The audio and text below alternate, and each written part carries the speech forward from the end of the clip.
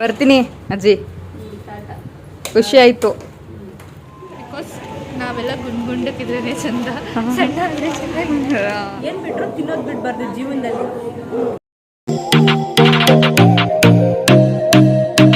Hello everyone, welcome to Chandana Gowda YouTube channel. ಈ ವ್ಲಾಗಲ್ಲಿ ನನ್ನ 1K ಸೆಲೆಬ್ರೇಷನ್ ವೀಡಿಯೋನ ಶೇರ್ ಮಾಡ್ತೀನಿ. ಇವತ್ತು ಸ್ಯಾಟರ್ಡೇ ಆಗಿರೋದ್ರಿಂದ ಪಂಚಮುಖಿ ಆಂಜನೇಯ ಟೆಂಪಲ್ಗೆ ಬಂದಿದ್ದೀನಿ. ನನ್ನ ಫ್ರೆಂಡ್ ಇನ್ನೂ ಬಂದಿಲ್ಲ, ಅವ್ರಿಗೋಸ್ಕರ ವೆಯ್ಟ್ ಮಾಡ್ತಾ ಇದ್ದೀನಿ. ಅವ್ರು ಬಂದಮೇಲೆ ಒಳಗಡೆ ಹೋಗಬೇಕು. ಇಲ್ಲಿಂದಲೇ ನಾನು ಬ್ಲಾಗ್ನ ಕಂಟಿನ್ಯೂ ಮಾಡ್ಕೊಂಡು ಹೋಗ್ತೀನಿ. Let's start the video guys. ಇವಾಗಲೇ ಹೇಳಿದಾಗೆ ಇದೇ ಪಂಚಮುಖಿ ಆಂಜನೇಯ ಸ್ವಾಮಿ ದೇವಸ್ಥಾನ. ಸಬರಿಂದ ಮೇಲ್ಗಡೆ ನೀವು KR ಹಾಸ್ಪಿಟಲ್ ಹೋಗ್ತಿರ್ತೀರ, ಅದೇ ರೋಡಲ್ಲಿ ಈ ಟೆಂಪಲ್ ಇರುವಂಥದ್ದು. ತುಂಬ ಜನ ಭಕ್ತಾದಿಗಳು ಬಂದು ಹೋಗ್ತಾರೆ. ಪರವಾಗಿಲ್ಲ. ನೀವು ಸ್ಲಿಪ್ಪರ ಶೂವಾ?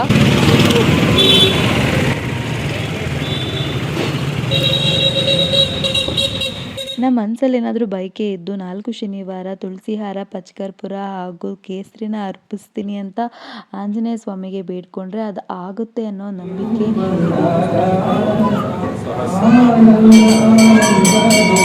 ಹಾಗೆಯೇ ಪ್ರದಕ್ಷಿಣೆ ಎಲ್ಲ ಹಾಕೊಂಡು ಬಂದೆ. ಆ್ಯಂಡ್ ನಮ್ಮೆಲ್ರಿಗೂ ಗೊತ್ತಿರೋ ಹಾಗೆ ಆಂಜನೇಯ ಸ್ವಾಮಿ ಟೆಂಪಲ್ ಆಗಿರ್ಬೋದು, ಶನೇಶ್ವರ ಟೆಂಪಲ್ ಆಗಿರ್ಬೋದು, ಅಲ್ಲಿ ಎಳ್ಬತ್ತಿ ಹಚ್ಚೋದು ಕಾಮನ್ಸು. ಎಳ್ಬತ್ತಿನ ಇಬ್ಬರು ಕೂಡ ಹಚ್ಚಿದ್ವಿ. ಅಲ್ಲಿಂದ ವಿನಾಯಕನ ದೇವಸ್ಥಾನ ಅದರ ಪಕ್ಕನೇ ಇದೆ, ಅಲ್ಲೇ ಹತ್ರ ಇತ್ತು ಅಂತ ಅಲ್ಲಿಗೂ ಕೂಡ ಹೋಗಿ ಬಂದ್ವಿ.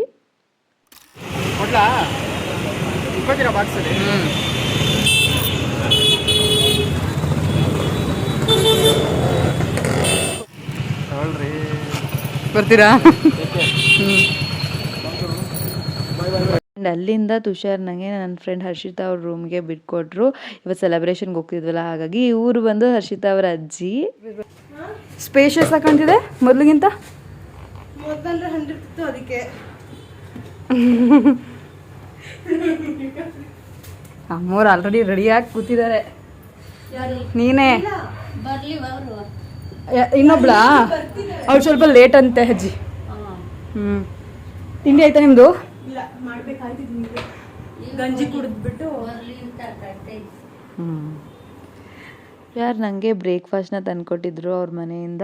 ಇವತ್ತು ಅಮ್ಮ ಕೂಡ ಇರಲಿಲ್ಲ ಆ್ಯಂಡ್ ಮಾರ್ನಿಂಗ್ ಬೇಗ ಎದ್ದೆ ಅಂದ್ಬಿಟ್ಟು ಹಾಗೆ ಬಂದಿದೆ. ಸೊ ತುಷಾರನೇ ತಂದುಕೊಟ್ಟಿದ್ರು.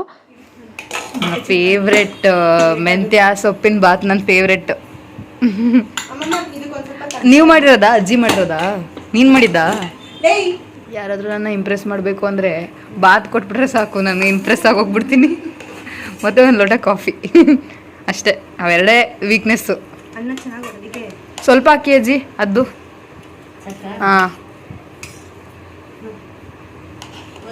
ರೊಟ್ಟಿ ಐತೆ, ಬಾತ್ ಇದೆ, ಅದಕ್ಕೆ ಹಾಂ ಹಾಕಿ ಹಾಕಿ. ಬರ್ತಾಳೆ ಅಂತ ಹಾಂ, ಜಾಸ್ತಿನೇ ಮಾಡ್ದೆ. ಹಾಕಿದೆ. ಈಗ ಇಷ್ಟು ಕುತ್ಕೊಂಡು ನಾವೇ ತಿನ್ಬೇಕು ಅಂದ್ರೆ ಸೂಪರ್ ಆಗಿದೆ ರಾಗಿ ಅಂಬ್ಲಿ. ಹೇಳಿ.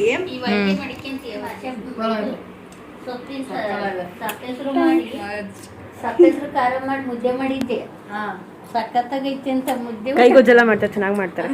ಇದು ಲೈಕ್ ಆಗಿನ ಕಾಲದ ಸ್ಟೈಲೇ ಬೇರೆ. ಇವಾಗ ನಾವು ಏನೇನೋ ವೆರೈಟಿ ಎಲ್ಲ ಮಾಡ್ತೀವಿ, ಬಟ್ ಆಗಿನ ಕಾಲದ ಸ್ಟೈಲಲ್ಲಿ ಅಡುಗೆ ಮಾಡ್ತೀವಲ್ಲ, ಅದ್ರ ರುಚಿನೇ ಬೇರೆ. ರುಚಿನೇ ಬರಲ್ಲ.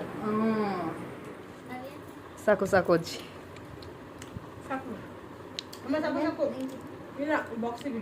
ಬರ್ತೀನಿ ಅಜ್ಜಿ. ಖುಷಿ ಆಯ್ತು. ಹಾಂ ಸರಿ. ಚೆನ್ನಾಗಿದ್ಯಾ? ಚೆನ್ನಾಗಿದ್ಯಾ? ಸಾಕು ಬಾ. ಅಮ್ಮ ಯಾವ್ದು ಚೆನ್ನಾಗಿದೆ ಮನೆ? ಎರಡರಲ್ಲಿ ಮಣಿ ಚೆನ್ನಾಗಿದ್ಯಾ? ಮಣಿಗೆ ಹಾಕ್ಕೊಂಡು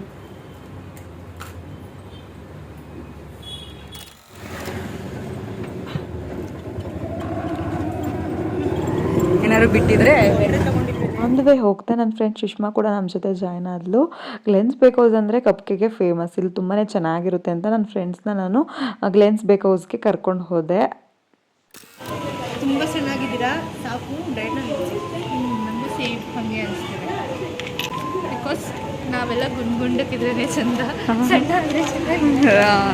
ಓಕೆ ಓಕೆ. ಇರೋದೊಂದು ಜೀವನ, ಚೆನ್ನಾಗಿ ತಿನ್ನಬೇಕು, ಚೆನ್ನಾಗಿ ಓಡಾಡ್ಕೊಂಡಿರ್ಬೇಕು. ಸಿಕ್ಕಾಬಳೆ ಸಣ್ಣ ಆಗಿದ್ದೀನಿ ಅಂತ ನನಗೂ ಅನ್ನಿಸ್ತಾ ಇದೆ. ಏನು ಬಿಟ್ಟರು ತಿನ್ನೋದು ಬಿಡಬಾರ್ದು ಜೀವನದಲ್ಲಿ. ಗ್ಲೆನ್ಸ್ ಬೇಕೌಸಲ್ಲಿ ರೆಡ್ ವೆಲ್ವೆಟ್ ಕಪ್ ಕೇಕ್ ತುಂಬಾ ಫೇಮಸ್ಸು. ಬಟ್ ಈ ಸಲ ನಾನು ಚಾಕ್ಲೇಟ್ ಕಪ್ ಕೇಕ್ನ ಆರ್ಡ್ರ್ ಮಾಡ್ಕೊಂಡಿದ್ದೆ. ಅದರ ಜೊತೆಗೆ ನನ್ನ ಫೇವ್ರೆಟ್ ಕಾಫಿ. ಹೇಗಿದೆ? ಸೊ ನನ್ನ 1K ಸೆಲೆಬ್ರೇಷನಲ್ಲಿ ಇಷ್ಟು ಜನ ನನ್ನ ಜೊತೆ ಆಗಿದ್ರು. ತುಷಾರ್, ನನ್ನ ಫ್ರೆಂಡ್ ಹರ್ಷಿತಾ ಸ್ವಲ್ಪ ಬ್ಯುಸಿ ಇದ್ದಿದ್ದರಿಂದ ಅವಳ ಜೊತೆ ಫೋಟೋಸ್ ತೊಗೊಳಕ್ಕಾಗಲಿಲ್ಲ.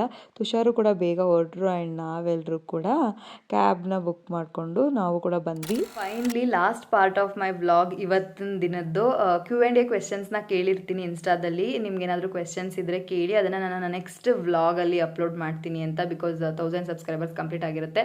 ಜಾನ್ ಫಸ್ಟೇ ನನಗೆ 1000 ಸಬ್ಸ್ಕ್ರೈಬರ್ ಕಂಪ್ಲೀಟ್ ಆಗಿರುತ್ತೆ. ಅದು ನೋಡ್ತೀನಿ, ಫುಲ್ ಖುಷಿಯಾಗುತ್ತೆ. ನ್ಯೂ ಇಯರ್ ದಿನನೇ 1000 ಸಬ್ಸ್ಕ್ರೈಬರ್ಸ್ ಆಗಿದೆ ಅಂತ.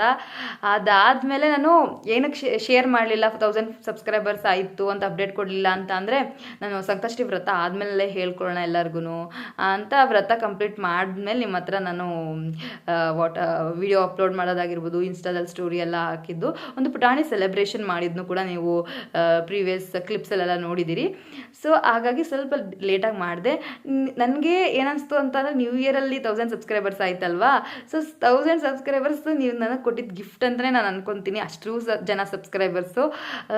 ನಾನು ಅದಕ್ಕೆ ರಿಟರ್ನ್ ಗಿಫ್ಟಾಗಿ ಜಾಸ್ತಿ ವಿಡಿಯೋಸ್ ಮಾಡಬೇಕು, ನಿಮ್ಮನ್ನ ಎಂಟರ್ಟೈನ್ ಮಾಡಬೇಕು ಅಂದರೆ ಒಳ್ಳೊಳ್ಳೆ ವಿಷಯಗಳನ್ನ ತಿಳಿಸ್ಕೊಡ್ಬೇಕಾಗಿತ್ತು. ಬಟ್ ಅಷ್ಟು ನಾನು ವಿಡಿಯೋಸ್ ಮಾಡಲಿಲ್ಲ. So sorry for the delay. Because 1 week ಆಗುತ್ತೆ ನ್ಯೂ ಇಯರ್ ಎಲ್ಲ ಆದಮೇಲೆ. ಅದಾದಮೇಲೆ ಫುಲ್ಲು ಒಂಥರ ಪ್ರೆಷರಲ್ಲೇ ಇದ್ಬಿಟ್ಟಿರ್ತೀನಿ. ಆ ಪ್ರೆಷರಿಂದ ಹೊರಗಡೆನೇ ಬರೋಕ್ಕಾಗ್ತಿರ್ಲಿಲ್ಲ ನನಗೆ. ಇವನ್ ವೀಡಿಯೋಸ್ ಮಾಡಿದ್ರು ಎಡಿಟ್ ಮಾಡೋಕ್ಕಾಗ್ತಿರ್ಲಿಲ್ಲ. ಏನೋ ಮನಸ್ಸೇ ಸಮಾಧಾನ ಇಲ್ಲ ಅಂದರೆ ಏನು ಮಾಡೋದು ಅಂತ. ಆ ಟೈಮಲ್ಲಿ ನನ್ನ ಫ್ರೆಂಡ್ಸ್ಗಳು ಸುಷ್ಮಿತಾ ಆಗಿರ್ಬೋದು, ತುಷಾರ್ ಆಗಿರ್ಬೋದು, ಇಬ್ಬರು ಕೂಡ ತುಂಬಾ ಸಪೋರ್ಟ್ ಮಾಡಿದ್ರು. ನನಗೆ ಕುಗ್ದಾಗ ಎಷ್ಟು ಸಪೋರ್ಟ್ ಮಾಡ್ತಾರೆ ಅಂತ ಅಂದರೆ, ಅವ್ರಿಗೆ ಸಿಗದೆ ಇದ್ರು ನನಗೆ ಸಿಗಲಿ ಅಂತ ಬಯಸ್ತಾರೆ.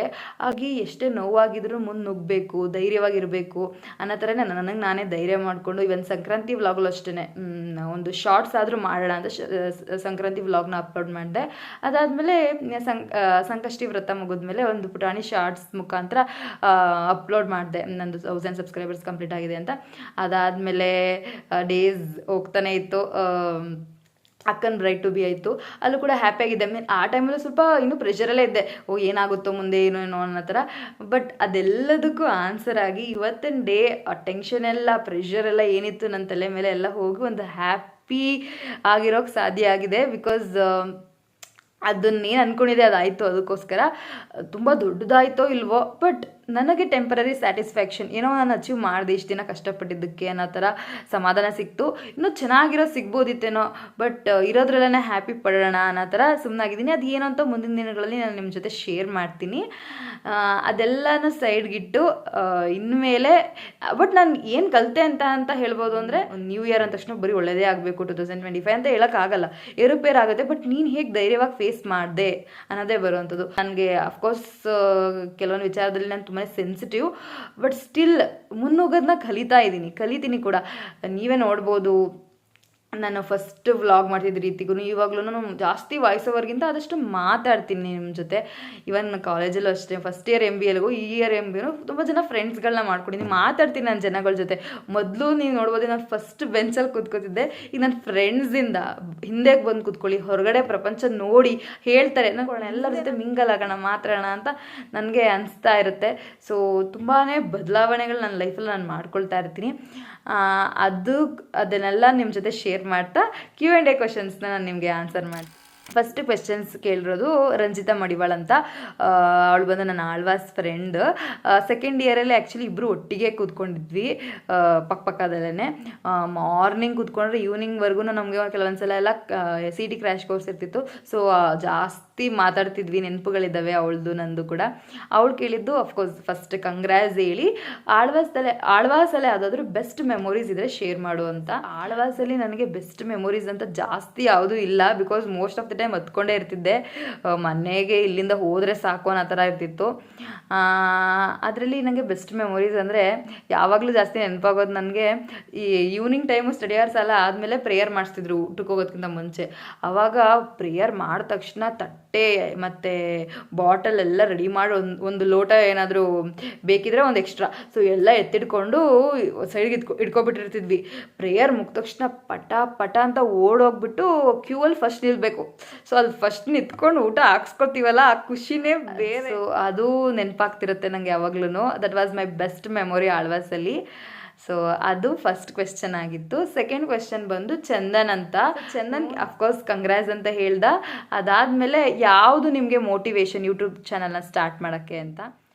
ನನಗೆ ಮೋಟಿವೇಶನ್ ಏನು ಅಂತಂದರೆ, ನಾನು ಯಾವಾಗ ಫಸ್ಟು ಮೊಬೈಲ್ ಯೂಸ್ ಮಾಡೋಕ್ಕೆ ಸ್ಟಾರ್ಟ್ ಮಾಡಿದೆ, ಇನಿಷಿಯಲ್ ಡೇಸು ಯಾರಿಗಾದ್ರೂ ಫೋಟೋಸ್ ತೊಗೊಡ್ಬೇಕು ಅಥವಾ ಯಾರಾದ್ರೂ ಫೋಟೋಸ್ ತೊಗೊಡು ಅಂತ ನನ್ನನ್ನು ಕೇಳ್ತಿದ್ರು ಅಲ್ವಾ, ಆವಾಗ ನಾನು ಚೆನ್ನಾಗಿ ತೊಗೊಡ್ತಿದ್ದೆ. ಅವ್ರಿಗೆ ಸ್ಯಾಟಿಸ್ಫ್ಯಾಕ್ಷನ್ ಆಗ್ತಿತ್ತು. ಈಗಲೂ ಕೂಡ ನನ್ನ ಕಸಿನ್ಸ್ ಎಲ್ಲ ಹೇಳ್ತಾರೆ, ನೀನು ಫೋಟೋಸ್ ತೆಗೆದ್ರೆ ಮಾತ್ರ ನಂಗೆ ಸ್ಯಾಟಿಸ್ಫ್ಯಾಕ್ಷನ್ ಆಗೋದು ಅಂತ. ಇವನ್ ನನ್ನ ಫ್ರೆಂಡ್ಸು ಕೂಡ ಹೇಳ್ತಿರ್ತಾರೆ. ಸೊ ಹಂಗೆಲ್ಲ ಹೋಗ್ತಾ ಹೋಗ್ತಾ ನಾನು ಚೆನ್ನಾಗಿ ತೆಗಿತೀನಿ ಅಲ್ವಾ ಅಂತ ಬೇರೆಯವ್ರು ಖುಷಿ ಪಡ್ತಿರಲ್ಲ, ನನಗೆ ಖುಷಿ ಆಗ್ತಿತ್ತು. ಸೊ ವೀಡಿಯೋಸ್ನು ಮಾಡ್ತಿದ್ದೆ ಆ್ಯಂಡ್ ಎಡಿಟಿಂಗ್ ಎಲ್ಲ ಮಾಡ್ಕೊಡ್ತಿದ್ದೆ. ಸೊ ಎಲ್ಲರಿಗೂ ಖುಷಿ ಆಗ್ತಿತ್ತು. ಸೊ ಹಂಗೆ ಮಾಡ್ತಾ ಮಾಡ್ತಾ ನನ್ನ ವೀಡಿಯೋಸ್ ನಾನೇ ಎಡಿಟ್ ಮಾಡ್ಕೊಳ್ಳೋದಾಗಿರ್ಬೋದು, ಅದು ಎಲ್ಲ ಮಾಡ್ತಾ ಇದ್ದಾಗ ಹೋಗ್ತಾ ಹೋಗ್ತಾ ಕರೋನಾ ಟೈಮ್ ಬಂತು. ಸೊ ಆ ಟೈಮಲ್ಲಿ ಯೂಟ್ಯೂಬೆಲ್ಲ ಜಾಸ್ತಿ ವೀಡಿಯೋಸ್ ನೋಡ್ತಾ ಇದ್ದೆ. ನಂಗೆ ಇನ್ನೂ ವೀಡಿಯೋಸ್ ಮಾಡಬೇಕು ಅನಿಸ್ತಿತ್ತು. ಬಟ್ ಆದರೆ ನಾನೇನು ಅನ್ಕೋತಿದ್ದೆ, ಇದಕ್ಕೆ ಐಫೋನ್ ಅಥವಾ ಕ್ಯಾಮ್ರಾ ಏನಾದರೂ ಬೇಕೇನೋ, ತುಂಬ ಫೆಸಿಲಿಟೀಸ್ ಬೇಕೇನೋ ಅನ್ನೋ ಥರ ನಾನೇ ಈ ಫೆಸಿಲಿಟೀಸ್ ಎಲ್ಲ ಇಲ್ವಲ್ಲ, ಏನಕ್ಕೆ ಮಾಡೋದು ಅನ್ನೋ ಥರ ನಾನು ಆ ಟೈಮಲ್ಲಿ ಸ್ಟಾರ್ಟ್ ಮಾಡಲಿಲ್ಲ. ಅದಾದಮೇಲೆ ನನ್ನ ಜೂನಿಯರ್ ಒಬ್ಬಳು, ನನ್ನ ತಂಗಿ ಫ್ರೆಂಡ್ ಆ್ಯಕ್ಚುಲಿ, ಅವಳು ಯೂಟ್ಯೂಬ್ ಚಾನಲ್ ಸ್ಟಾರ್ಟ್ ಮಾಡಿದ್ಲು. ಆವಾಗ ಅವಳ ವೀಡಿಯೋಸ್ ಎಲ್ಲ ನೋಡ್ತಾ ಇದ್ದಾಗ ವೀಡಿಯೋಸಲ್ಲಿ ಜಾಸ್ತಿ ಏನೋ ತುಂಬ ಲೈಕ್ ಐಫೋನ್ ಯೂಸ್ ಮಾಡಿರೋದಾಗಿರ್ಬೋದು, ಟ್ರೈಪೋಡ್ ಅವೆಲ್ಲ ತುಂಬ ಇಟ್ಕೊಂಡೇ ಎಲ್ಲ ಬಳಸ್ಕೊಂಡೇ ಮಾಡಿದ್ದಾರೆ ವೀಡಿಯೋನ ಅಂತ ನನಗೇನು ಅನಿಸ್ಲಿಲ್ಲ. ಎಡಿಟಿಂಗು ತುಂಬ ಸಿಂಪಲ್ ಆಗಿತ್ತು. ಸೊ ನಾನು ಯಾಕೆ ಮಾಡಬಾರ್ದು? ನಮ್ಮ ಅಮ್ಮನ ಕೇಳಿದೆ, ಅಮ್ಮ ನಾನು ಸ್ಟಾರ್ಟ್ ಮಾಡ್ತೀನಿ ಅಂತ, ನಾನು ಸಪೋರ್ಟ್ ಮಾಡ್ತೀನಿ ಅಂತ ಅಮ್ಮನೂ ಹೇಳಿದ್ರು ಮತ್ತು ನನ್ನ ತಂಗಿನೂ ಹೇಳಿದ್ಲು. ಸೊ ಅವರೆಲ್ಲರ ಸಪೋರ್ಟಿಂದ ನಾನು ಸ್ಟಾರ್ಟ್ ಮಾಡಿದೆ. ಬಟ್ ಇನಿಷಿಯಲ್ ಡೇಸ್ ನಾನು ಅಷ್ಟೊಂದು ಅಪ್ಲೋಡೇ ಮಾಡ್ತಿರಲಿಲ್ಲ. ಸ್ವಲ್ಪ ಇನ್ಸೆಕ್ಯೂರಿಟಿ ಆಗ್ತಿತ್ತು. ಬಿಕಾಸ್ ಯಾರು ಏನು ಅನ್ಕೋತಾರೆ, ಇದನ್ನು ಬೇರೆ ಸ್ಟಾರ್ಟ್ ಮಾಡೋದು. ಆ ಟೈಮಲ್ಲಿ ನಾನು ಸೆನ್ಸಿಟಿವ್ ಇದ್ದೆ, ಜಾಸ್ತಿ ಓವರ್ ಥಿಂಕ್ ಮಾಡ್ತಿದ್ದೆ, ಏನು ಅನ್ಕೋತಾರೆ ಅವರು ಇವರು ಅಂತ. ಸೊ ಅದೆಲ್ಲದರಿಂದ ಜಾಸ್ತಿ ವೀಡಿಯೋಸ್ ಅಪ್ಲೋಡ್ ಮಾಡ್ತಿದ್ದೆ. ಆಮೇಲೆ ಡೇ ಬೈ ಡೇ ನಾನೇ ಧೈರ್ಯ ತೊಗೊಂಡು ವೀಡಿಯೋಸ್ ಎಲ್ಲ ಚೆನ್ನಾಗಿ ಮಾಡಿಕೊಂಡು ಬಂದೆ. ಸೊ ಆ ಹುಡುಗಿನೇ ನನಗೆ ಮೋಟಿವೇಶನ್ ಅಂತ ಹೇಳ್ಬೋದು. ಕ್ವೆಶ್ಚನ್ ಬಂದು ಸ್ಫೂರ್ತಿ ಅಂತ. ಇವಳು ನನ್ನ ಲಯನ್ಸ್ ಅಂದರೆ ನನ್ನ ಹೈಸ್ಕೂಲ್ ಫ್ರೆಂಡ್, 10th 9th ಎಲ್ಲ ಜೊತೆಗೇ ಓದಿದ್ದು. ಅವಳು ಕೂಡ, ಅವಳದು ಆ್ಯಕ್ಚುಲಿ ಯೂಟ್ಯೂಬ್ ಚಾನಲ್ ಇದೆ. ಅವಳಿಗೂ ನನ್ನ ಕಡೆಯಿಂದ ಆಲ್ ದಿ ಬೆಸ್ಟ್, ಚೆನ್ನಾಗಿ ಮಾಡು ಅಂತ ಹೇಳ್ತೀನಿ ಅವಳಿಗೆ. ಮತ್ತು ಅವಳು ನನಗೆ ವಿಶ್ ಮಾಡಿದ್ದಾಳೆ, ಕಂಗ್ರಾಸ್, ಚೆನ್ನಾಗಿ ಮಾಡ್ತಿದ್ದೆ, ನಾನು ಎಲ್ಲ ವೀಡಿಯೋಸ್ ನೋಡ್ತೀನಿ ಅಂತ. ಸೊ ಅದು ನನಗೆ ಖುಷಿ ಆಯಿತು ಅವಳು ವಿಶ್ ಮಾಡಿದ್ದು. ಮತ್ತು ಇವಳ ಜೊತೆ ಬೇರೆ ಯಾರೆಲ್ಲ ವಿಶ್ ಮಾಡಿದ್ರಿ ಅವರಿಗೆಲ್ಲರಿಗೂ ಕೂಡ thank you so much. And most of the people ಯಾರು ನನ್ನ ಯೂಟ್ಯೂಬಲ್ಲಿ ಸಬ್ಸ್ಕ್ರೈಬರ್ಸ್ ಆಗಿದ್ದಾರೆ ಅವ್ರಿಗೆ ಇನ್ಸ್ಟಾ ID ಕರೆಕ್ಟಾಗಿ ಗೊತ್ತಾಗಿರಲ್ಲ. ಕೆಲವೊಂದು ಸಲ ನಾನು ಅಪ್ಲೋಡ್ ಮಾಡಿ ಟೈಮಲ್ಲಿ ಕೆಲವೊಂದು ಸತಿ ಜಾಸ್ತಿ ವ್ಯೂಸ್ ಹೋಗಿರೋದಿಲ್ವೋ ಏನೋ, ನಾನು ಕ್ವೆಶನ್ಸ್ ಕೇಳ್ತಿದ್ದೀನಿ ಅನ್ನೋದು ನಿಮ್ಗೆ ಗೊತ್ತಾಗಿರುತ್ತೋ ಏನೋ ಗೊತ್ತಿಲ್ಲ. ನೆಕ್ಸ್ಟ್ ಟೈಮ್ ಆ ಥರ Q&A ಕ್ವೆಶನ್ಸ್ ಕೇಳಿದಾಗ ಇನ್ಸ್ಟಾಗ್ರಾಮ್ ID ಮೆನ್ಷನ್ ಮಾಡ್ತೀನಿ, ಆವಾಗ್ಲೂ ಕೂಡ ನೀವು ಹೋಗಿ ಕೇಳ್ಬೋದು.